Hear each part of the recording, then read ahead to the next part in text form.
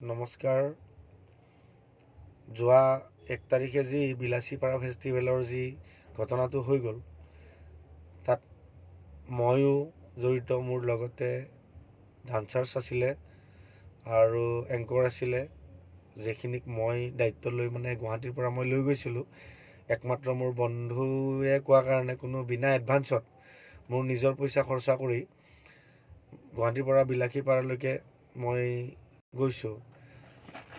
আৰু য'ত মোক কৈছিলে কোনো ধৰণৰ চিন্তা কৰিব নালাগে, গৈ পোৱাৰ পিছতেই পে'মেণ্ট পাতি হৈ যাব বুলি কৈছিলে। তো সেই বিশ্বাসত মই গৈ নিজৰ পইচা খৰচা কৰি ল'ৰা ছোৱালীখিনিক লৈ গৈ পেলাই তাত হোটেলটো দিছে বাৰু থাকিব। দিয়াৰ পিছত এইটো মোৰ নিজৰ কথাখিনিহে কৈছোঁ দেই, তাৰপিছত মই বাকী কথালৈ আহিম। তো থাকিব দি আমাক যেতিয়া গধূলি লৈ গ'ল, 7টামান বজাত আমাক লৈ গ'ল চাগে ষ্টেজলৈকে। লৈ যাই পেলাই আমাক কোনো ধৰণৰ তাত আমাক যে কিবা এটা চাহ একাপো দিব লাগিব সেইটোও সোধপোছ নাই। নিজেই সুধি লাষ্টত আমি ৰাতিৰ ভাতটো আমি পেকেট লাঞ্চ হিচাপে পালোঁ ৰাতি 1টা বজাত। সেইটোতো বাদ বাৰু, খোৱা লোৱা কথাটো পিছতে হ'ব। যিটো ঘটনা হ'ল সেইটোৰ বাবে দুখিত। আপোনাৰ মহিবুল হক, ৰফিক ইছলাম আৰু ৰেহান খান বুলি এওঁলোক তিনিজনে মেইন দায়িত্বত আছিলে। তো ৰাইজৰ পৰা যিখিনি তেওঁলোকে ধন ল'ব লাগে তেওঁলোকে গোটেইখিনি ৰাইজে দিছে। তেওঁলোকৰ ধন দিয়াত কোনো ধৰণৰ গাফিলতি কৰা নাই। তেওঁলোকৰ দিবলগীয়া দিছে আৰু তেওঁলোকে তেওঁলোকৰ আসনত বহি ৰখি আছে। গধূলি 6টাৰ পৰা 7টাৰ ভিতৰত গোটেই মানুহ আহি ৰেডি। কিন্তু আয়োজক কমিটিয়ে তেওঁলোকৰ যিখিনি দায়িত্ব সেইখিনি তেওঁলোকে ঠিকমতে কৰিব পৰা নাই। য'ত আমাৰ মিউজিচিয়ানখিনিও ষ্টেজত গোটেইখিনি লৈ ৰেডি হৈ আছে। আকৌ ষ্টাৰ্টিঙত এজন ছিংগাৰে গান গালে, প্ৰতীক্ষা ডেকা বুলি। তেখেতৰ বেনাৰত বাৰু নাম নাই, কিন্তু তেখেতৰ এগ্ৰিমেণ্টো হৈছে। তেখেতো অসমত জনা নাম থকাই ছিংগাৰ।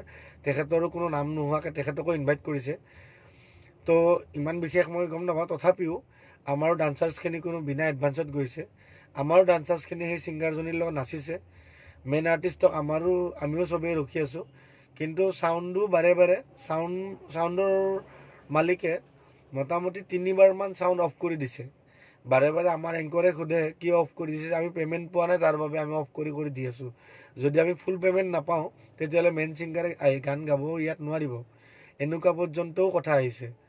তো তথাপিও আমি ৰখিয়ে আছোঁ, ষ্টেজৰ ওচৰতে আমি আছোঁ 2টা বজালৈকে। 6টা বা 7টাৰ পৰা 2টা বজালৈকে অডিয়েঞ্চে কেতিয়াও এজন মেইন ছিংগাৰক শিল্পী এজনক কেতিয়াও নৰখে।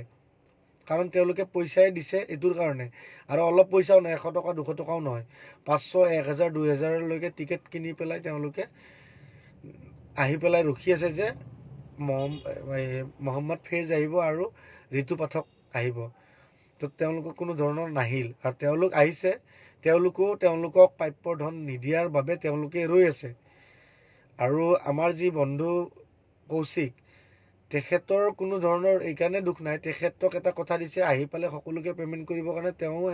তেওঁলোকৰ কথা মতেই আমাক কথা দি পেলাই তেওঁলোকে মাতিছে। কিন্তু তেওঁ এটা কথা ঠিক কৈছে যে এওঁলোক আহি পাইছে, এওঁলোকৰ পে'মেণ্টখিনি কৰি দিয়ক, তেতিয়াহে ষ্টেজত উঠিব। কিন্তু সেই কথাটো নাৰাখিলে। আৰু সেই কথাটো নাৰাখাৰ কাৰণে এই গণ্ডগোলটো হ'ল। আৰু ৰাইজৰ যিটো খং, সেই বস্তুটো চকী মেজবিলাক ভাঙি বা চোফা ছেট এইবিলাক লৈ যায়। তেওঁলোকৰ খংটো কিন্তু এনেকুৱা নহয় যে বিলাসীপাৰাবাসীয়ে কৰিম বুলি কৰিছে, নহয়। তেওঁলোকে মনৰ দুখত, মনৰ খঙত তেওঁলোকে এই কামটো কৰিবলগীয়া বাধ্য হৈছে। কিন্তু এতিয়া কথাটো হ'ল, আমাৰ যিখিনি আৰ্টিষ্টে অনুষ্ঠান পৰিৱেশন কৰিলে, তাত বিহু নৃত্যও কৰিছে, বিহু দল এটা কোকৰাঝাৰৰ পৰা মাতিছে, তেওঁলোকেও কৰিছে। গোৱালপৰীয়া নৃত্য এটা কৰিছে, গোৱালপৰীয়া গান গাইছে এজন শিল্পীয়ে।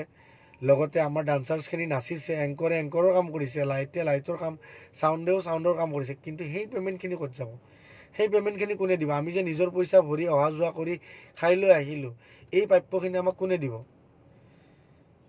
এই প্ৰাপ্যখিনিতো কমিটিয়ে বহন কৰিব লাগিব। তাৰ কাৰণে আপোনালোকে কি ব্যৱস্থা লয় সেইটো আপোনালোকে কৰক। আৰু আমাক অতি সোনকালে আমাৰ প্ৰাপ্যখিনি পোৱাৰ ব্যৱস্থা এটা কৰি দিয়ক। ধন্যবাদ। যিকোনো খবৰৰ বাবে যোগাযোগ কৰক 7099017330 লগতে 7099017110 নম্বৰত।